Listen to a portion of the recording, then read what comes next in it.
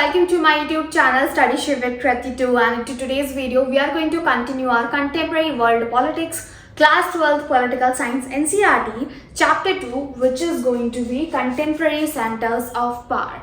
So before starting this video, I would like to tell you all certain things. I do take live classes. In fact, currently I am taking batch for class 12 students, political science and history. In case you guys are interested, you can enroll for it onto the given number in description box, or maybe यहाँ पे आ रहा होगा. Secondly, अगर आपको इस chapter के notes चाहिए हैं तो डिस्क्रिप्शन बॉक्स में जो लिंक मिलेगी आप वहां पर जाकर के इसके नोट्स चेकआउट कर सकते हो.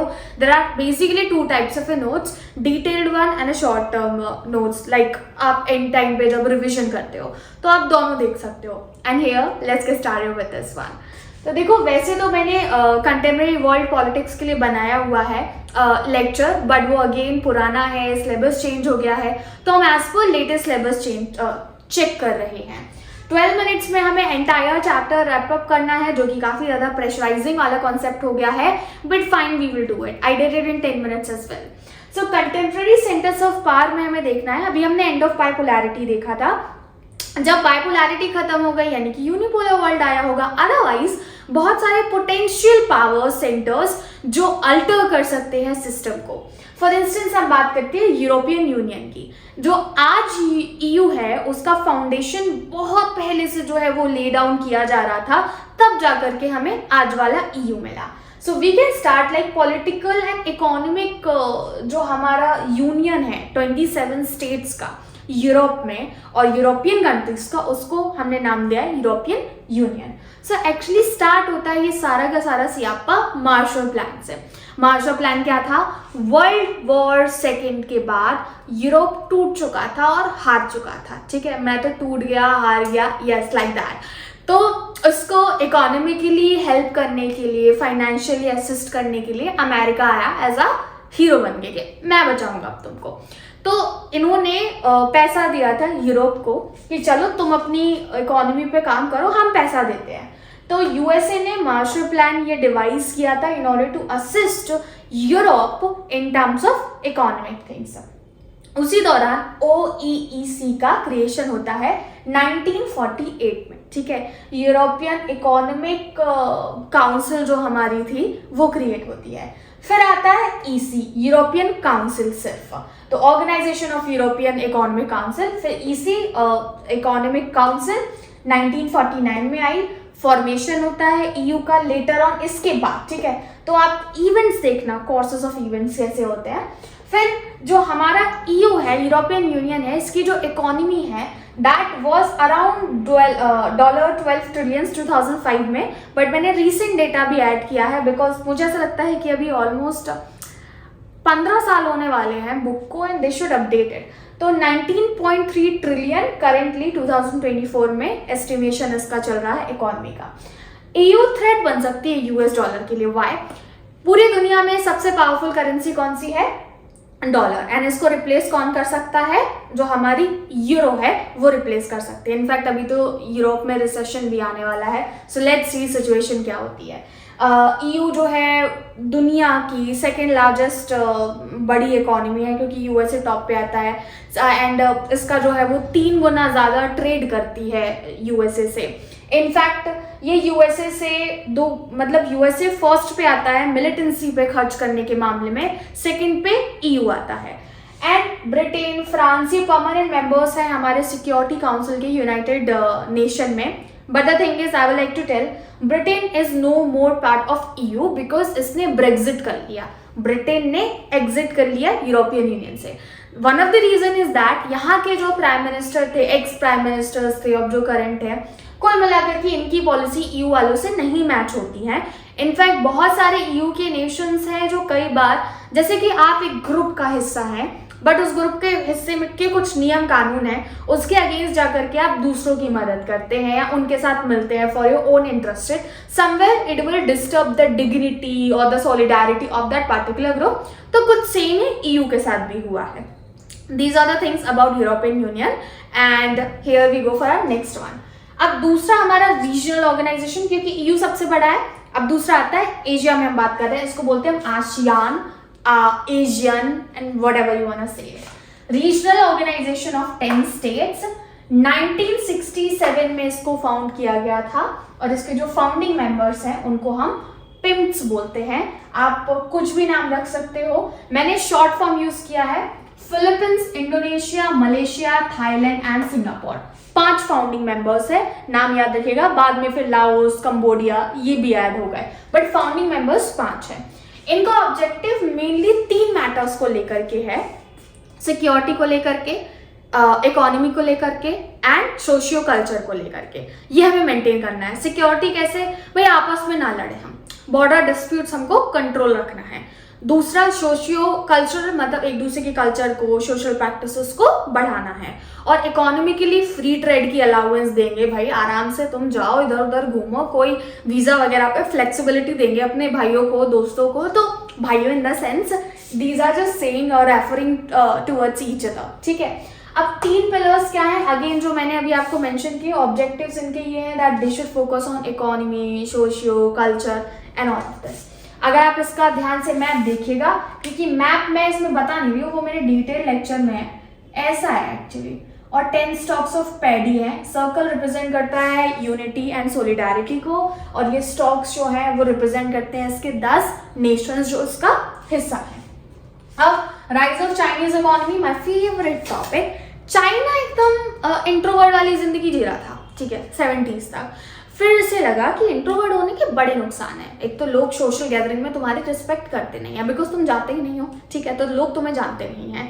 एंड सेकेंडली एक्सट्रोवर्ट होना जरूरी है, बिकॉज सोशलाइजेशन से आपको नेटवर्क्स मिलते हैं, नेटवर्क से काम धंधा मिलता है, इन दैट वे। तो यहाँ के जो रैपिड इकोनॉमी ग्रोथ है 1987 से शुरू होती है। How we will say USA से इसने रिलेशन अपना 1970s के टाइम पे आइसोलेशन, लॉन्ग लास्टिंग आइसोलेशन खत्म किया। मतलब एक ऐसा दोस्त जिससे दोस्ती के बिना, मतलब कॉलेज में जैसे होता है ना कि एक ऐसा पॉइंट ऑफ सर्कल होता है, मतलब एक डेफिनेटली पर्सन होगा जिससे बात किए बिना it is not possible to survive, because या तो आपको कॉलेज के अपने असाइनमेंट्स लेने होंगे, स्कूल की बात कर लेते हैं, मॉनिटर हो गया, उसको सारी इन्फॉर्मेशन जो है वो हमारे टीचर्स दे रहे हैं। अब वो आपकी और उसकी पट्टी हो या नहीं, you have to talk because you need to do your own thing through that. ये है, तो इसने यूएसए से अपना लॉन्ग लास्टिंग आइसोलेशन खत्म किया। 1970s के टाइम पे इन्होंने फिर से इनसे व्यापार करना शुरू किया, क्योंकि पूरी दुनिया यूएसए से किसी न किसी तरीके से कनेक्टेड है।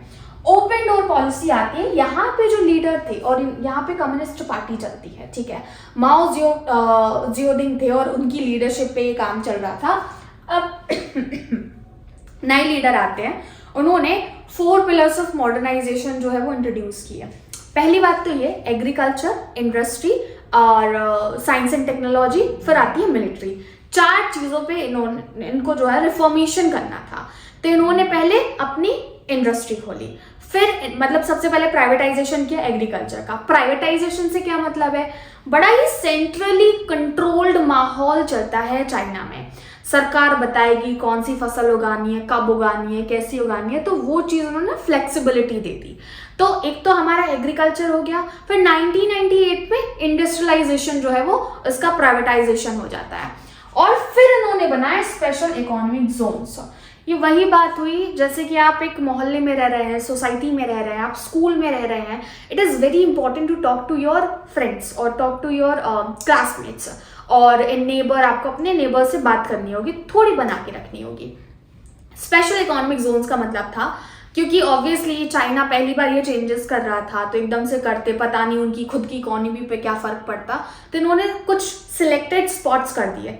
बाहर वालों को आना है, एमएनसीज को आना है, मल्टीनेशनल कंपनीज को व्यापार करने आप खूब आओ, बट आपको सिलेक्टेड एरियाज में ही आना होगा, ताकि उनकी पर्टिकुलर कंट्री की इकोनॉमी भी मेंटेन रहे, साथ साथ उन्हें ग्रोथ का भी फर्क दिखता रहे कि हाँ भाई नई चीज हमने जो इम्प्लीमेंट की है उसका फर्क क्या पड़ा है।